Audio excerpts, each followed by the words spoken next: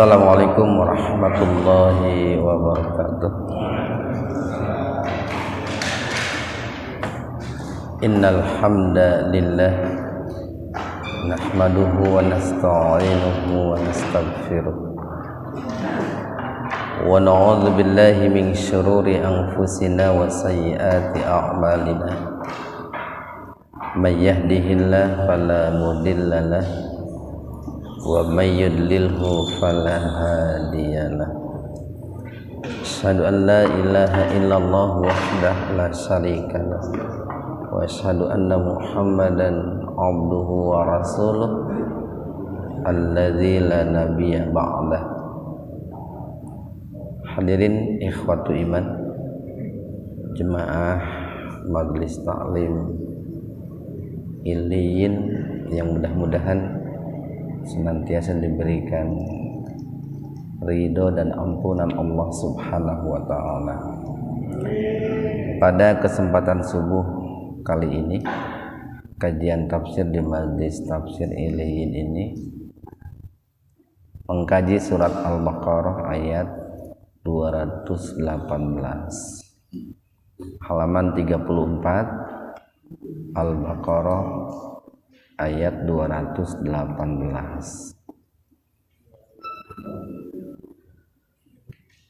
Kita bahas tajwidnya dulu. Inna guna. Ini kalau dalam ilmu bahasa disebutnya harfut taukid, itu alla, nalla, nalla, alif lam samsiyah atau idgham samsiyah. Karena di situ sebetulnya ada dua lam, alif lam lam, atau hamzah lam lam. Cuman hamzahnya itu disebut hamzah zaidah, itu hamzah tambahan. Hamzah zaidah itu kalau disimpannya di awal itu diaktifkan membacanya itu allazina gitu. Tapi kalau didahului oleh kata yang lain maka hamzahnya diabaikan, enggak inna allazina tapi innallazina. Itu namanya hamzah zaidah. Jadi sebetulnya ada dua lam, alif hamzah lam lam. Lam yang pertama dihadaf ya, dibuang lalu diganti dengan tasdid, dan kedengarannya seperti alif lam qamariyah padahal alif lam samsiyah. Di matabi'iyah.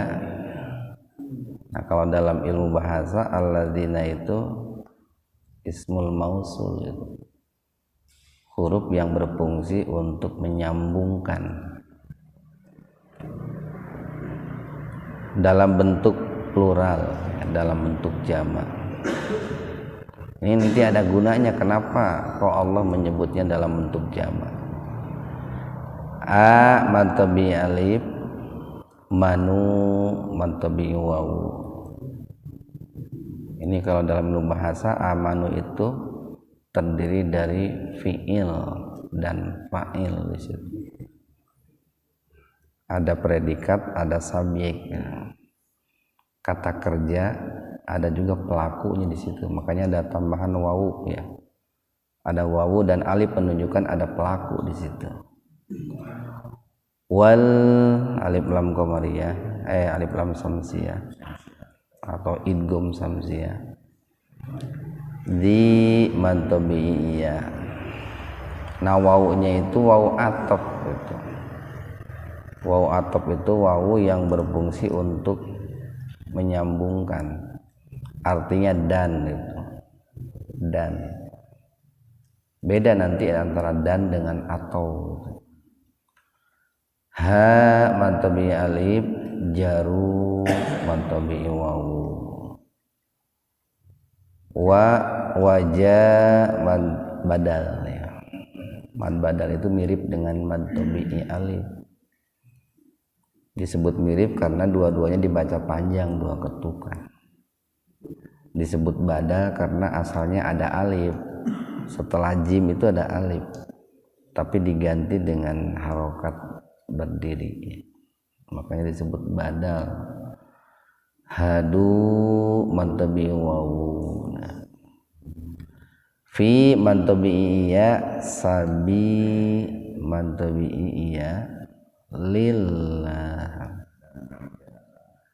Tarkik labdul jalalah didahului oleh kasroh, jadi lafaz Allahnya dibaca tipis. Makanya kalau dalam adzan atau iqomat itu illallah, jangan illallah, illallah. Asyhadu an la ilaha illallah, nah itu salah itu. Kan sebelumnya itu ada kasroh, illallah. Ulaina mad wajib muttasil. Nah ini harful isyarah ini Pak. Kalau dalam ilmu bahasa, ulaika itu harful isyarah, huruf yang berfungsi untuk menunjuk. Lil akil, untuk yang berakal gitu. Kalau bagi untuk yang tidak berakal, dalika. Kalau untuk manusia, ulaika. Yar tafhim, ro sukun didahului fathah, jadi huruf ro-nya dibaca tebal. Bicara tafhim dan tarkik gitu Pak, tebal dan tipis itu hanya berkaitan dengan dua huruf, satu lam, dua ro. Kalau lam dan ro didahului oleh kasroh, dibacanya tipis, tarkik gitu. Kalau lam dan ro didahului fathah atau domah, dibacanya tafhim, tebal. Ju mantabi wawu, rahmatullah, tafhim itu, tafhim. Sebetulnya bukan karena labdul jalalahnya gitu, karena ada lam. Kalau dalam ilmu tajwid itu ya, kalau pendekatannya ilmu tajwid, kenapa lafaz Allahnya dibaca tebal? Karena ada lam didahului oleh fathah gitu Pak. Kalau menggunakan pendekatan ilmu qiraah, kenapa kok dibaca tebal Allahnya? Itu dalam rangka mengagungkan Allah gitu ya, dalam rangka menebalkan Allah, mengagungkan. Wallahu, nah wallahu sama tafhim. Gofu mantabi wawu, rur idgham bila guna.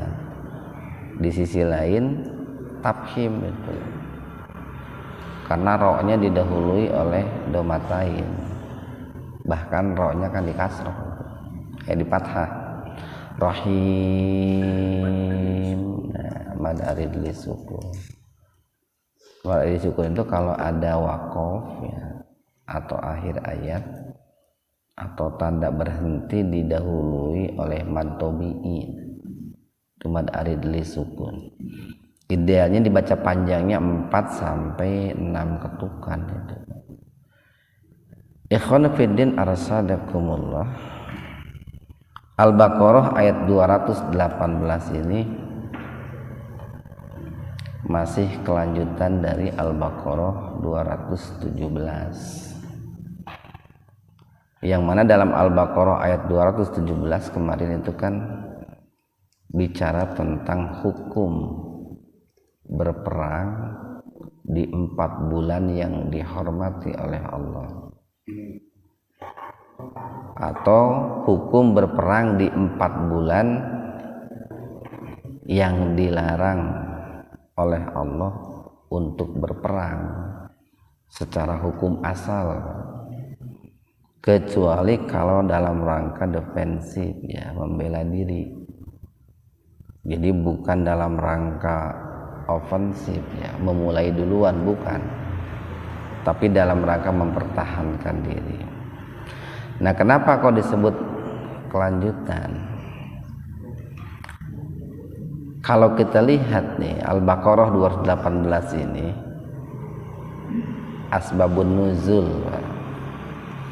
yaitu kronologis diturunkannya ayat Al-Quran. Jadi ayat Al-Quran itu ada yang diturunkan dikarenakan ada sebab, tapi ada juga ayat-ayat Al-Quran yang diturunkan tanpa sebab. Nah, itu salah satu yang menjadi penyebab.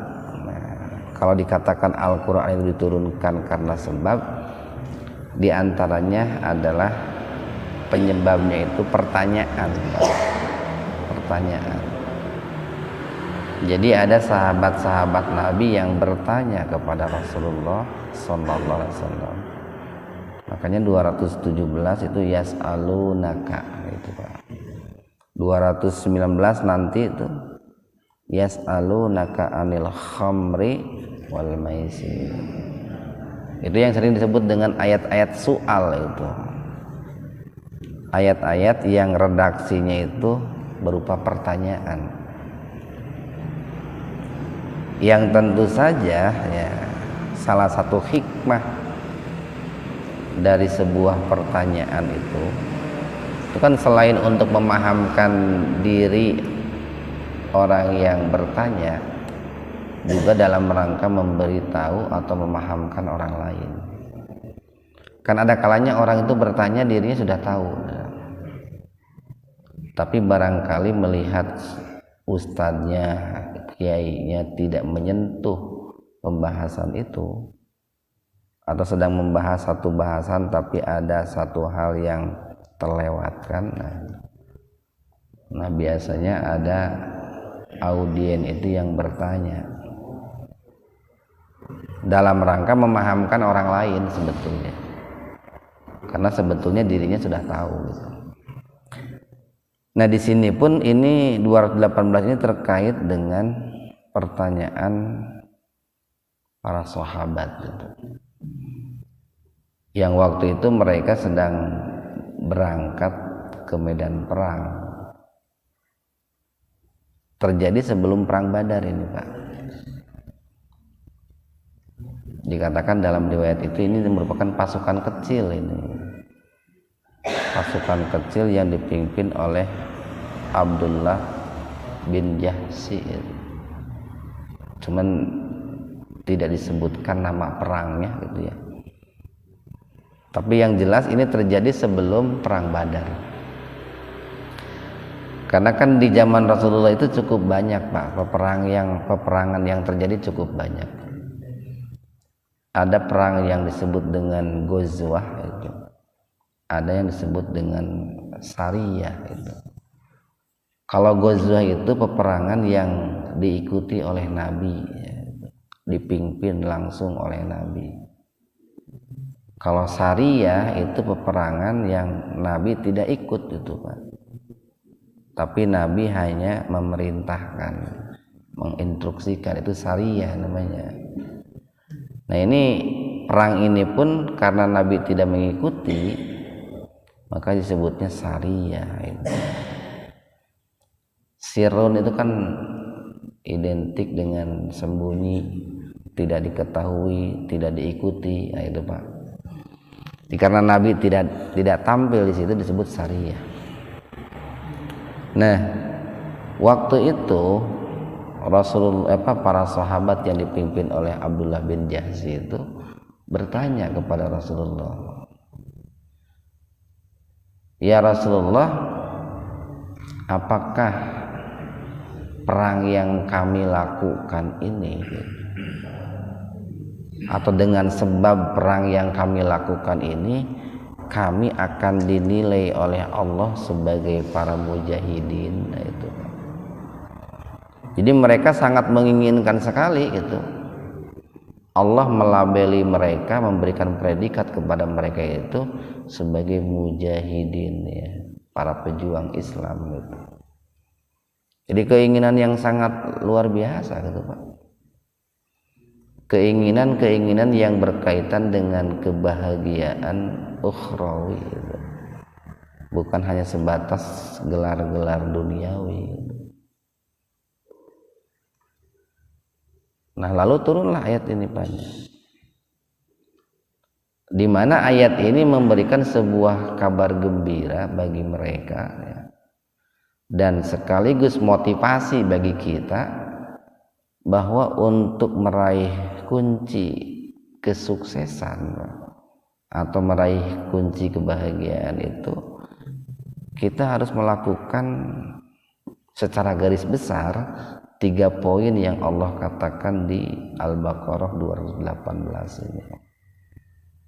Makanya sering dikatakan bahwa ayat ini adalah merupakan 3 kunci syarat untuk meraih kesuksesan atau kebahagiaan, baik dalam hal-hal yang sifatnya duniawiyah, terlebih dalam hal-hal yang sifatnya ukhrawiyah. Jadi nah ini kan untuk penegasan Pak, sebuah jawaban yang Allah turunkan untuk meyakinkan gitu. Yang otomatis karena ini diawali dengan inna, jika salah satu dari ketiga syarat itu tidak dipenuhi, maka orang tidak akan mencapai kesuksesan. Orang tidak akan mencapai kebahagiaan. Apalagi kalau ketiga-tiganya tidak ada. Jadi inna sesungguhnya alladzina orang-orang yang, di situ ada subjek Pak. Sebetulnya arti asalnya itu yang, cuman dikarenakan di situ ada subjek yang menempel, maka sering terjemahkan orang-orang yang. Orang itu sebagai subjek gitu. Yang bagaimana? Nah itu pertama nih Pak, amanu, yang beriman Pak. Tentu ini harus diingat nih Pak, kalau kita bicara iman, satu harus diawali dulu dengan ilmu Pak. Karena tidak mungkin orang itu beriman, tidak mungkin orang itu percaya kalau dia tidak tahu Pak. Tahapannya begitu, tahu dulu baru percaya gitu. Dalam segala hal begitu Pak, kita percaya kepada Allah kalau kita tahu Allah gitu. Kita percaya terhadap sebuah berita kalau kita tahu berita itu, tentu dengan tingkatan pengetahuan ya. Kan sering kita sampaikan kalau bicara tingkatan ilmu, pertama kan ada ilmu yakin itu Pak ya. Ilmu yakin itu biasanya pengetahuan yang hanya didapat melalui ini pendengaran. Jadi hanya melalui pendengaran, itu ilmu yakin. Baru naik setelah ilmu yakin itu ainul yakin, itu ilmu yang didapat melalui penglihatan. Baru yang ketiga itu hakul yakin, ilmu yang didapat itu melalui pendengaran, penglihatan, perasaan, itu hakul yakin. Nah kita pun kalau ingin menjadi seorang mukmin yang sebenar-benarnya mukmin, awali dulu dengan ilmu itu. Kita untuk bisa percaya nih terhadap Allah sebagai Rabbun, terhadap Allah sebagai Ilahun, terhadap Asmaul Husna, itu harus berdasarkan ilmu itu. Makanya semakin bagus keilmuan tentang seseorang mengenai ma'rifatullah, pengetahuan dirinya tentang Allah, akan semakin bagus keyakinannya itu. Jadi tidak mungkin beriman, tidak mungkin percaya kalau tidak tahu itu. Nah, cara mengetahuinya bagaimana? Ya harus mengkaji, Pak. Mengkaji berita-berita yang disampaikan oleh Allah dalam Al-Quran. Nih saya ini kata Allah itu. Kamu belum tahu siapa saya, baca saja Al-Quran, kayak gitu Pak. Diberitahu oleh Allah dalam Al-Quran tentang siapa Allah itu. Nah, baru setelah orang itu berilmu, amanu, itu percaya Pak. Tentu dengan kepercayaan yang harus kafah juga, dengan kepercayaan yang totalitas juga. Bagaimana kepercayaan yang totalitas itu? Kita sering katakan kalau bicara manusia itu kan bicara 3 komponen, Pak. 1 komponen batin, hati. 2 komponen akal, 3 komponen anggota badan. Hati kita harus percaya, akal kita, pemikiran kita harus percaya, kemudian anggota badan kita percaya. Yakini dalam hati, ucapkan dengan lisan, lakukan dengan anggota badan. Itu kan kalau bicara definisi iman begitu Pak. Tasdikun bil qalbi, ya, membenarkan dengan hati. Membenarkan apa? Membenarkan Allah, membenarkan ciptaan Allah, membenarkan keperkasaan Allah dan sebagainya. Baru yang kedua mengucapkan dengan lisan. Ucapannya seperti apa? Tergantung Pak. Kalau berkaitan dengan dapat nikmat, kita mengucapkan alhamdulillah, kan gitu tak? Kalau terkena musibah, ucapan orang beriman itu innalillahi wa inna ilaihi raji'un, kan begitu. Kalau berkaitan dengan harapan, maka umat Islam itu, orang beriman itu berdoa, itu ucapannya kan begitu Pak. Baru yang ketiga itu adalah melakukan action dengan anggota badan. Kalau ucapan itu lebih identik dengan berpikir Pak. Anutku, natoko itu manusia disebut al-hayawanun natik, yaitu hewan yang berpikir. Anutku itu bisa berbicara gitu, bisa juga berpikir. Makanya ketika orang itu bicara, sebetulnya dia itu sedang mengeluarkan isi pikirannya itu Pak. Berpikir dulu, dengan cepatnya manusia itu mengucapkan apa yang dia pikirkan. Kayak saya ini kan sedang bicara, otak saya itu jalan itu Pak, berpikir apa yang akan saya sampaikan itu, sehingga adanya kesinkronan itu ya, antara apa yang dipikirkan dengan apa yang diucapkan. Atau bicara iman itu kita bicara terhadap rububiyah Allah Pak. Iman kepada rububiyah Allah, kita harus yakin betul Allah itu pencipta, pengatur, pemberi rizki. Kita harus percaya terhadap uluhiyah Allah. Kita harus percaya bahwa Allah itu satu-satunya zat yang wajib diibadahi, diagungkan, ditakuti, itu Pak. Ditaati, dicintai, diminta pertolongan, itu uluhiyah itu.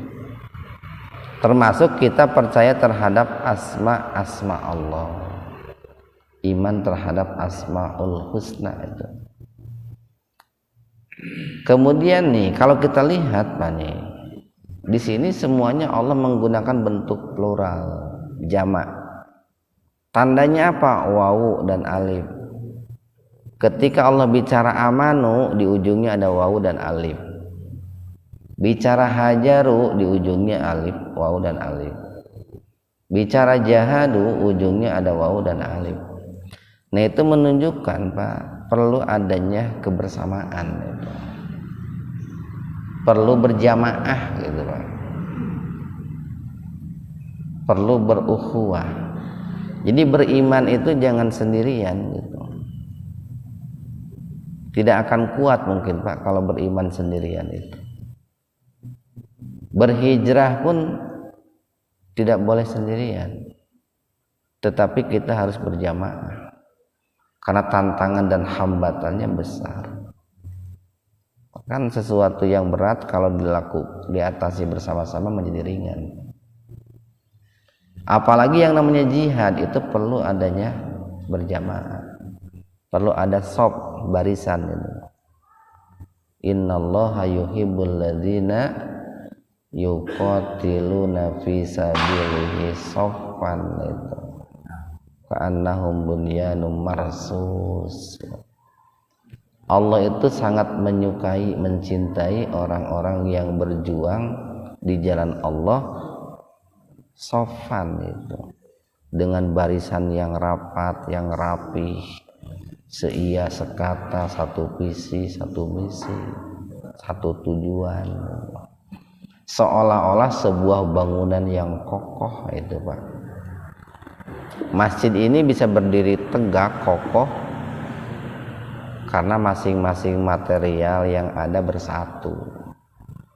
Besi, semen, pasir, batu, semuanya nyatu itu Pak. Jadi kuat. Coba lamun masing-masing pasir menyendiri, besi menyendiri, itu tidak akan kuat itu. Kita lanjutkan nih. Dan nih itu syarat yang pertama Pak, beriman. Untuk meraih kesuksesan itu satu, beriman. Tentu tadi saya katakan dengan iman yang totalitas.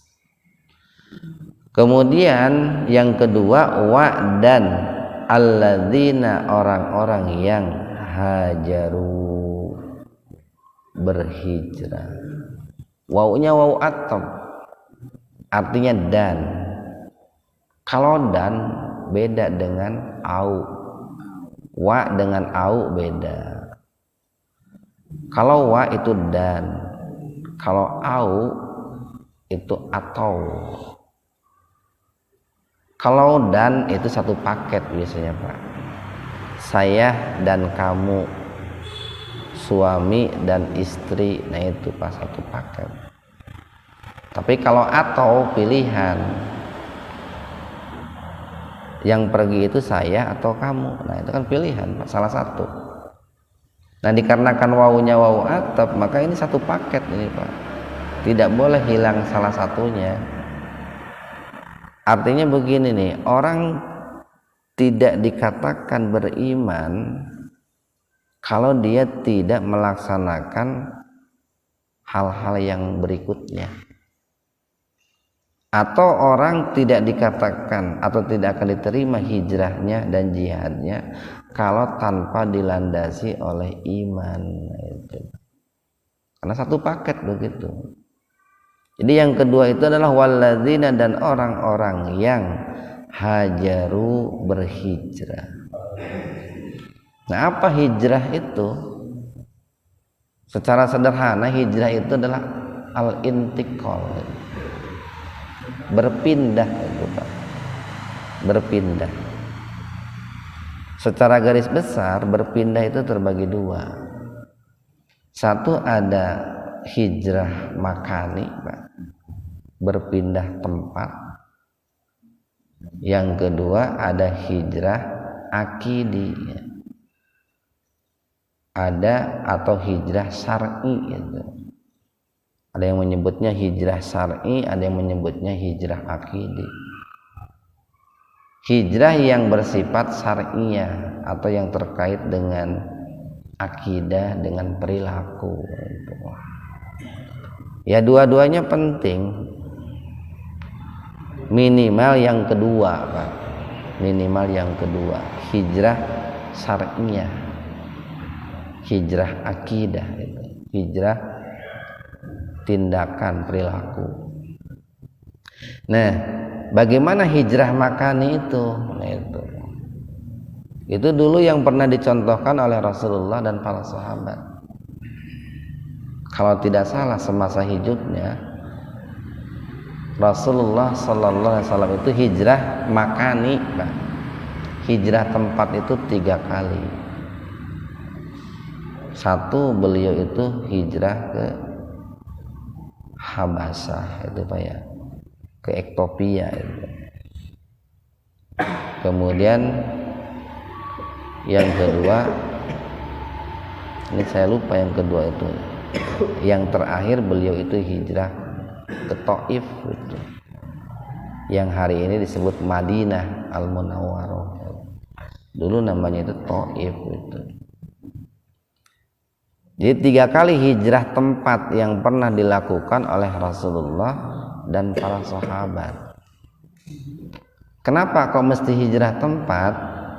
Karena dianggap tempat sebelumnya itu kurang mendukung untuk mencapai kesuksesan, kebahagiaan.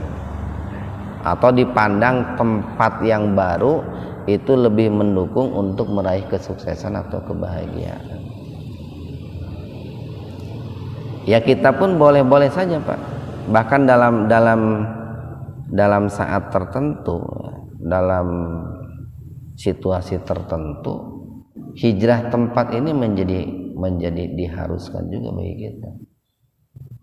Lah sederhananya begini Pak, yang bersifat kauniyah umpamanya. Kalau memang tempat tinggal kita itu banjir wae, kan ketika banjir itu banyak yang rusak, banyak yang hilang gitu. Ya pindah gitu Pak. Itu hijrah tempat itu. Atau kalau tempat di mana kita tinggal itu banyak preman, banyak orang-orang yang mengganggu, ya pindah saja. Itu hijrah tempat namanya. Atau kalau di tempat kita tinggal itu keimanan kita kurang bagus itu. Kemudian akhlak untuk mendidik keluarga kurang mendukung, ya pindah saja. Kalau dulu ternyata pas cari tempat itu perhitungannya kurang matang gitu. Kalau perhitungannya matang barangkali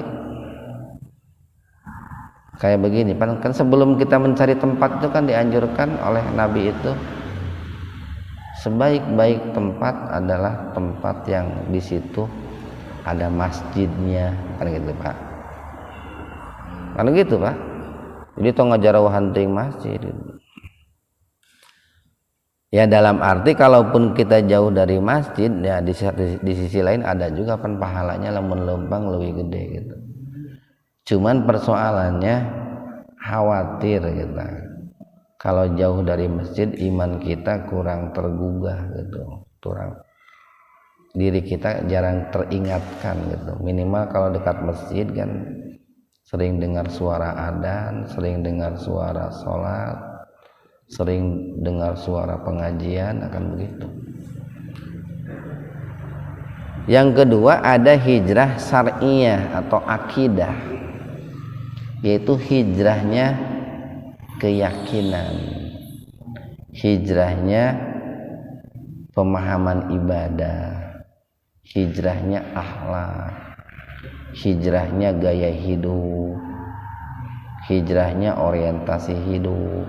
Nah itu Pak. Jadi kalau ada orang yang tadinya akidahnya bukan akidah Islam, lalu dia masuk Islam, hijrah. Ada orang yang tadinya akidahnya mengaku Islam tapi sering datang ke dukun, paranormal, orang pintar, hijrah atau datang ke kiai gitu Pak. Kalau dulu orang itu kalau datang ke kiai itu nu ditanyakeun dengan saukur hayang beunghar we unggul. Hijrah atau ayeuna mana datang ke ustad ke kiai teh hayang ngarti agama, nah itu hijrah Pak. Kalau dulu orang itu biasa sholatnya munfarid sorangan, hijrah menjadi sholat berjamaah. Kalau sebelumnya orang itu tidak suka mencari ilmu, hijrah menjadi suka mencari ilmu. Kalau sebelumnya orang itu tidak berjilbab, tidak menutup aurat, hijrah menjadi berjilbab. Kalau sebelumnya orang itu berkoalisi, bersahabat dengan orang-orang yang tidak baik, hijrah bersahabat dengan orang-orang yang baik. Nah, itu hijrah syar'iyah, hijrah akidah. Kemudian yang ketiga, kunci meraih kesuksesan kebahagiaan itu wajahadu, dan sama nih, satu paket, Pak. Jahadu, berjihad fi sabilillah, di jalan Allah. Jadi bukan hanya berjuang, tapi oleh Allah diikat dengan kata fi sabilillah, di jalan Allah. Apa berjuang itu? Jihad itu apa? Secara sederhana, jihad itu adalah sungguh-sungguh bekerja keras itu. Secara sederhana begitu.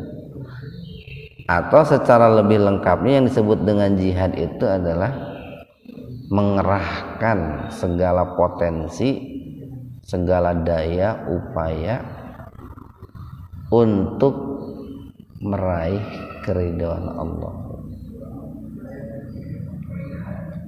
Untuk meraih keridhaan Allah. Nah, bagaimana caranya? Kan begitu, Pak. Bagaimana caranya kita mengerahkan segala potensi, daya, upaya mendapatkan ridha Allah itu? Konkretnya seperti apa, kan gitu, Pak? Ya tergantung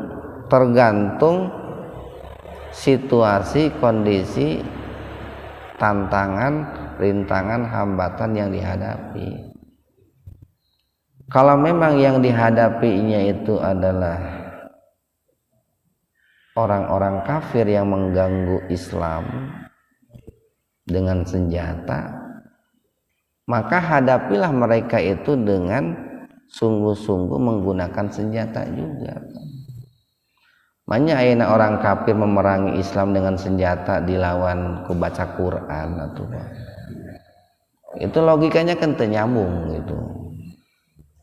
Ya kalau dengan senjata lawan lagi dengan senjata.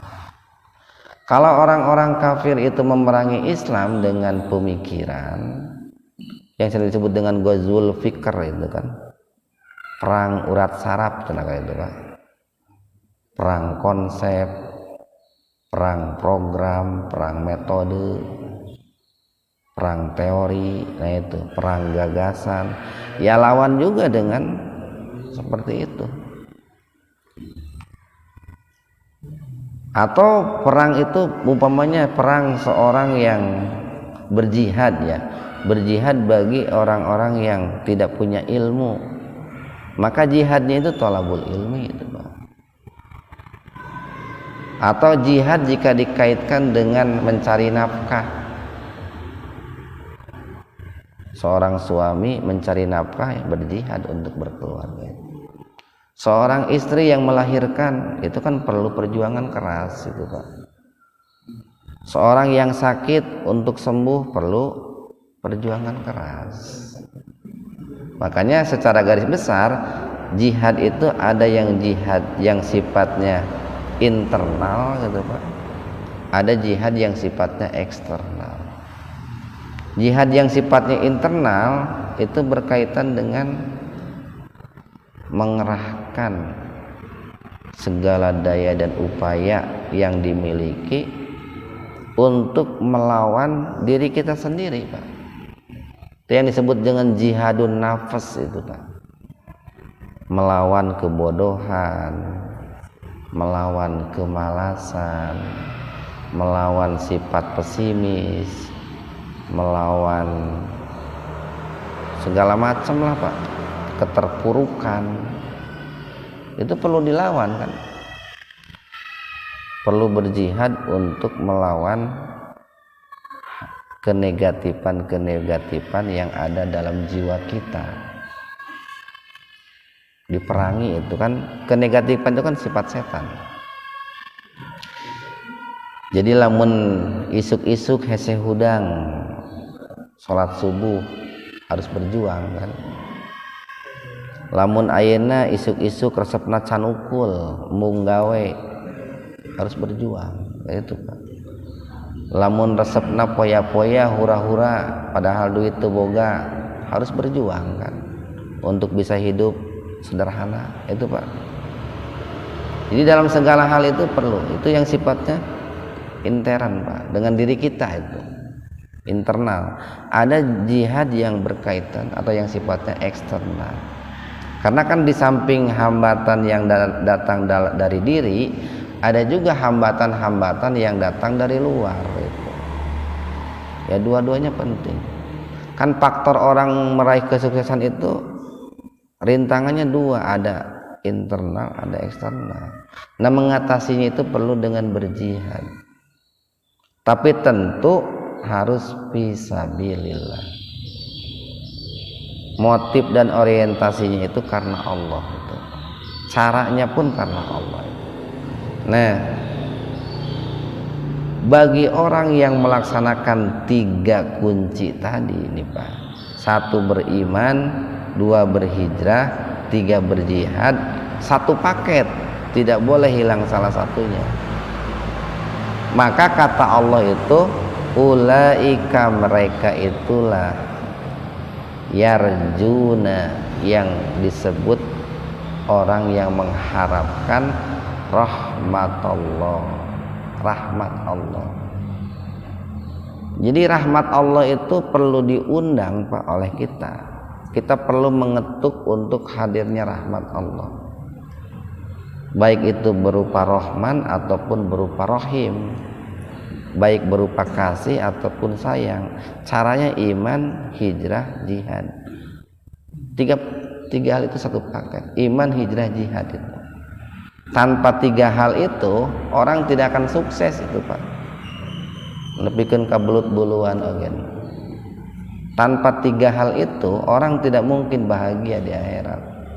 Kenapa? Orang bahagia di akhirat itu kan karena rahmat Allah. Kening Nabi pernah ditanya, orang itu masuk surga karena rahmat Allah. Cuman rahmat Allah itu harus diraih, 1 dengan iman, 2 dengan hijrah, 3 dengan jihad. Nah itu yang disebut dengan impian, itu kayak begitu Pak. Kalau orang itu menginginkan mendapatkan kesuksesan dunia atau kebahagiaan akhirat, tapi dia tidak melakukan 3 poin tadi, itu bohong gitu Pak, menghayal itu. Istilahnya itu para ulama mengatakan tamani itu. Apa tamani itu? Ngimpi. Ngimpi maneh mah silakan Pak. Orang sakit dia tidak berjuang untuk sembuh, ngimpi gitu. Orang miskin tidak berusaha keras ingin dapat duit, ngimpi gitu Pak. Orang tidak berilmu ingin pinter, ingin cerdas tapi tidak cari ilmu, ngimpi gitu teh. Orang lapar tapi tidak mau makan, ngimpi gitu. Jadi iman, hijrah, jihad itu harus untuk meraih apapun itu Pak, baik duniawi ataupun ukhrawi. Makanya ada yang disebut dengan roja, ada yang disebut dengan tamani. Roja itu adalah harapan yang disertai dengan doa dan usaha. Itu roja, dan Islam menganjurkan itu Pak. Atau lebih tepatnya itu roja itu diraih dengan iman, hijrah, jihad. Kalau tamani, angan-angan itu Pak. Orang punya angan-angan ingin sehat, tapi faktor penyebab sehat tidak diperhatikan. Orang ingin cerdas, tapi faktor penyebab cerdas tidak dilakukan. Itu tamani namanya, angan-angan. Makanya Syekh Utsaimin mengatakan begini, orang yang berharap mendapatkan ridho Allah dan terhindar dari siksa Allah, tapi tidak melakukan iman, hijrah dan jihad, bohong.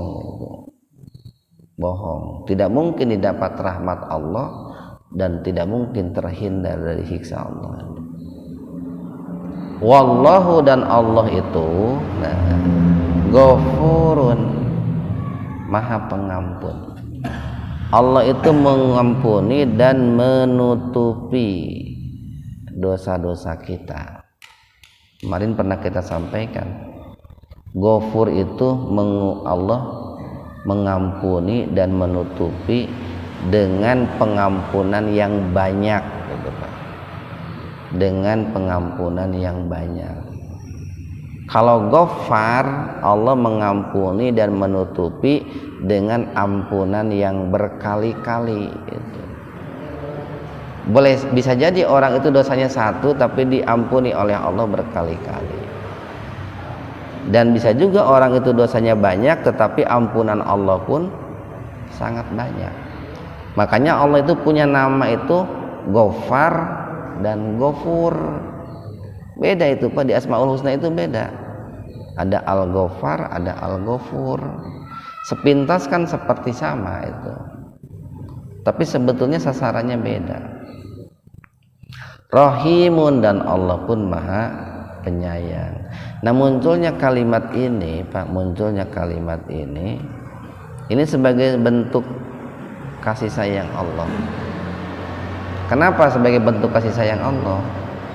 Karena barangkali ada orang yang ingin meraih rahmat Allah, baik itu kesuksesan duniawi ataupun kebahagiaan ukhrawi, tetapi karena dia belum tahu, akhirnya mengabaikan faktor-faktor untuk meraih kesuksesan dan kebahagiaan itu. Nah, kalau dia belum tahu, ya dimaafkan oleh Allah. Tapi kalau sudah tahu bahwa kunci sukses itu, kunci bahagia itu adalah itu, lalu dia itu tidak melakukan, ya otomatis Pak, minimalnya dia tidak akan dapat kesuksesan, tidak akan meraih kebahagiaan. Nah, tetapi ini para ulama memberikan catatan Pak. Apa catatannya itu? Sekalipun beriman, berhijrah, berjihad itu adalah wasilah, faktor untuk meraih kesuksesan dan kebahagiaan, kita jangan menuhankan wasilah gitu. Tapi tetap kita itu harus yakin bahwa kesuksesan dan kebahagiaan yang diraih itu karena taufik Allah, Pak. Kan itu luar biasa Pak. Di mana luar biasanya? Kalau kita mengandalkan kesuksesan dan kebahagiaan hanya karena taufik Allah tanpa dibarengi dengan ikhtiar, itu tidak bagus itu. Kumaha Allah we cenah. Ai didinya teh gering geus berobat encan, kumaha Allah we.